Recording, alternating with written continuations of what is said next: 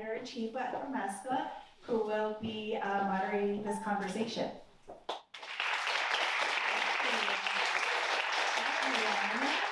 How good was that? That was good, right? Tell me that I gave you some goosebumps. So we have a special treat for you today. We have the director of that pilot you just watched, director of the first 2 episodes, DeMane Davis, with us, who's going to be joining me after I have.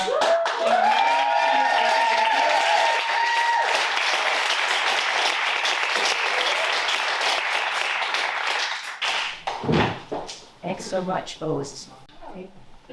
Thanks for coming, everybody. Seattle's here. What? It's crazy town. Thanks. It's so nice of you. Thanks, everyone. Yes, thank you for spending your Friday night with us to watch such an amazing project. So how did it feel watching that? A little, like, kind of nervous, thinking about all the stuff they cut, thinking about,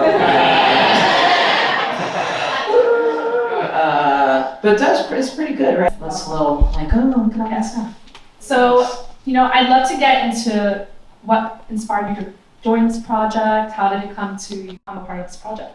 Yeah, I mean, first of all, you read a script like that, you're like, I want to do this. I want to be a part of it. I'm usually pretty good, like when I watch a movie or a TV show, I'm like, yeah, the dog's going to jump into the truck. She's pregnant. I knew it. She's pregnant. But getting to the end of this, I was like, oh, what? He's in the basement. That's wow. And to think about like what that means, because every person on that team has trauma, and you're going to find out as the series goes on what everyone else's trauma is. I don't know because I haven't read all the scripts. I don't want to know. I want to watch when everyone else watches. But I was like, oh no, I would love to do that. And then to work with Nkachio Coral Carroll, who's did All-American and All-American Homecoming, which are amazing shows, incredible characters. Just, I really wanted to be a part of it, and then I got it. So it's like super exciting, super exciting. What was amazing about that pilot was that we get different perspectives of trauma. And typically with a show, you get this one lens at trauma, and we're seeing different experiences of trauma. How did you go about handling that in your own way and responsibly so? Yeah, that's a great question. Thank you. So when I was little, there was this van that was going around black neighborhoods, and they were snatching kids, and it was a clown, which is probably why I'm scared of clowns. And so it was never on the news. No one really talked about it, but everybody knew. And I saw the van one day when I was across the street from the Zayres parking lot, dating myself. No one knows what Zayres is. You know what Zayres is. And it was like a milk chocolate van, and the wheel wells were rusted, and the clown was in the back, and I could see the back of he had his costume had ties on it. It was one of the old-fashioned costumes, and I can see it so clearly. And he got into the front of the van, and he drove away, and I just thought, if I can remember that so clearly, think about what these characters, what they went through. And so I talked a lot about that in my treatment, and I wanted to be really respectful of everyone's perspectives, because everyone's had trauma, whether you want to think about it or not. And I think that this is a good commercial for therapy, and it's a good way to say, like, let's talk about it, let's figure it out before you put a dude in your basement. The late journalist Gwen Elfeld coined the phrase missing white woman syndrome, and to describe the media's fascination with and detailed coverage of the cases of missing or endangered white women compared to the seeming disinterest in covering the disappearances of people of color.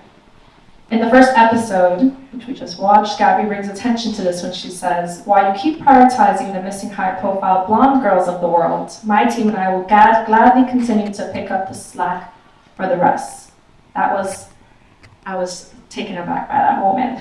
Why do you think increasing awareness of this issue was important, and to call it what it is? Because some people usually walk on eggshells, but you called it what it is. Well, that's NK called it, and that's why I love her, and I love her writing and what she does. And even sitting back there watching, it's like you're getting information. So there are 600,000 missing people. More than half of them are people of color. which is crazy. The idea that you would have to get a public relations firm to get to the top of the news is crazy. What is it? There were 32 kids in Cleveland that have been, Yes. and that was like in a short amount of time too, right? Like, what is happening? And no one talks about it. And I think we kind of know why. And I love that I've been fortunate to work on shows that, for me, they mean a lot. There've been a lot of shows that I love that I've watched already, which is also really cool. And to think about a show that would have the power to potentially do some good is everything to me. And so that was another reason why I really wanted to do this, because I was like, oh, this could actually do some good. So I'm really happy that she pointed that out and that we're going to be able to talk about it, you know? And then you kept that in. Yes. And you brought it together so beautifully and visually, and it really made a statement in the episode, so. Thank you. So I definitely want to use some time for Q&A. If anyone has any questions, we'd love to see this opportunity to ask the audience. Anyone? Any questions? Yeah, we have over here. Give my eye. Hi, Shari. How are you? I'm good. Hey, thanks for coming. I have a question about working with children when you're dealing with trauma. How did you work with the young actors when they had to go through those kind of traumatic experiences? Yeah. I did an interview a couple of days ago, and it was, I didn't realize how many, I think when I first read the pilot, I thought, well, there was a lot of kids in there. But then I was like, oh yeah, that's right, there was a lot of kids in there. Really, I just sort of told them that it's about making sure they understand that this isn't real and that it's play. It's constantly checking in. It's being right beside them. It's talking a lot to their parents to make sure their parents understand it. Because sometimes you get like an overzealous parent who wants them to do things. It's showing them the environment, you know, before and after, you know what I mean? And it's sort of explaining, not going so in depth that they get it in their head, but explaining it to the point where they're like, okay, I'm safe, everyone here is safe. This is what the place looks like when it's lit up. Now these lights are gonna be off, I would walk around and I'd say, okay, this is, and just constantly there and constantly checking in. We had the actor in the first scene, in the opening scene, we had another actor on that day, and he just couldn't stop smiling.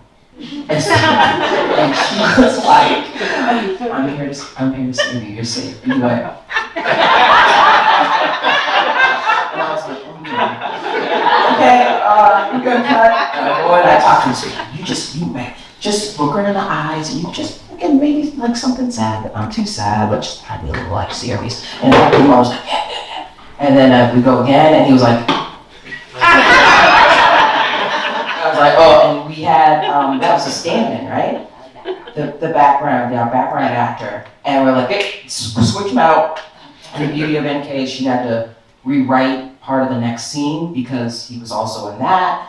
And that was all one night. But then we got that other person in here. The senator's daughter, Charlotte, was it? Yeah, Charlotte. She was 4 years old. There were no cue cards. There was no nothing. She came in off book. She was ready. She was with her mom. Her mom gave her her little drink with the straw, and she was like, I like the straw to the side. I'm like, oh, okay. That sort of hit, this should Are probably. you okay with the fact that these people are being kidnapped and Yeah. murdered? Or you don't. Yeah, probably don't. You probably. I couldn't say that, but Yeah. it is like the unspoken. I mean, they know, obviously, if they've read the script, they know that that's. Yeah. It was brilliant. Because at the end, I wasn't sure if that was the guy because I thought he would be older. Oh, yeah. No, busy guy. Thing, you might see some other shows that are kind of like, oh, this is that show. And then, finally someone said yes, and Greg Berlanti said yes. And so that's one thing. So then, you gotta get the money, you gotta get some, NBC's gonna pony up the dough. And then you've gotta be like, then that gets, everyone batters that around. And then you shoot the pilot, and then it's gotta be tested. And then if it doesn't test well, it's dead. It's just, that's over. It's about making sure they understand that this isn't real and that it's play. It's constantly checking in. It's being right beside them. It's talking a lot to their parents to make sure their parents understand it. Because sometimes you get like an overzealous parent who wants them to do things. It's showing them the environment, before and after, you know what I mean? And it's sort of explaining, not going so in depth that they get it in their head, but explaining it to the point where they're like, okay, I'm safe, everyone here is safe. This is what the place looks like when it's lit up. Now these lights are gonna be off, I can walk around, and I'd say, okay, and just constantly there and constantly checking in. We had the actor in the first scene, in the opening scene, we had another actor on that day, and he just couldn't stop smiling. And so, and she was like, I'm here to save you, you're safe. And he went, and I was like, okay, we're gonna cut. And I'm going, I talked to him, I said, just look her in the eyes, you just, again, maybe like something sad, but not too sad, but just a little like serious. And I was like, yeah. And then we go again, and he was like, and I was like, oh, and we had, that was a stand-in, right? The background actor. And we're like, yep, switch him out. And the beauty of NK, she had to rewrite part of the next scene because he was also in that. And that was all one night. But then we got that other person in here. The senator's daughter, Charlotte, was it Taylor? Charlotte. She was 4 years old. There were no cue cards. There was nothing. She came in off book. She was ready. She was with her mom. Her mom gave her her little drink with the straw, and she was like, I like the straw to the side. I'm like, okay. She got in there and she knocked it out of the park. Later on, I found out that she's huge on TikTok. She's got a massive following on IG. She does all these things. I'm like, okay, great. She was great. And then Chloe, who played the girl who was down in the, it's sort of the same thing. You want to be like, are you safe? Are you warm? You want to check in. You never want to leave anybody, alone. Make sure you're with them. I would have been down in there with her if I could have, but it was kind of small. And they were such great actors. They were all such great actors. And Tracy, who played Duran, who was looking for his missing sister, he was incredible. And the script says cry, and sometimes you don't know. So I said, you know what, you might not cry. That's a lot. You know what I mean? And before I could say that to him, he was like, I'm not gonna cry. I don't care if I cry. That's the only thing. I just want to tell you, it's the only thing. I don't really cry. And I was like, okay, let's see what happens. He got a big Denzel Washington tears. I was like, no, he was holding back. Okay, kid, what's up? He was amazing. And he's in They Clone Tyrone. He's in a lot of stuff. Yeah, it was great. We have time for one last question. I mean, if I had more on that question, does anybody check in about how it's impacting them emotionally or psychologically? Or because that would be how Yeah, what I mean, I would think about for my kids or whatever. Yeah. It's be like if they even know that whole story. I don't know. I think it sort of depends on their experience level and then the parent, right? So we had a lot of people who had a lot of experience that, With acting. Yeah, the kid who couldn't stop smiling obviously had he was just in a whole different but no, that's a good point. That's sort of there should probably. Are you okay with the fact that these people are being kidnapped? Yeah. Or you probably don't. You probably don't. You couldn't say that, but Yeah. that is the unspoken. I mean, they know, obviously, if they've read the script, they know that it was brilliant. So, except at the end, I wasn't sure if that was the guy because I thought he would be older. Oh, yeah. No, he's a guy. No service. Yeah. He had a little more stuff. We're gonna find out. Well, thank you, DeMane, for joining us, and thank you for gifting us the magic of your directing. Thank you. It was such a great. I'm so excited to see this. Thank you so much for having me. And thank you, everyone, for being Thank here. you.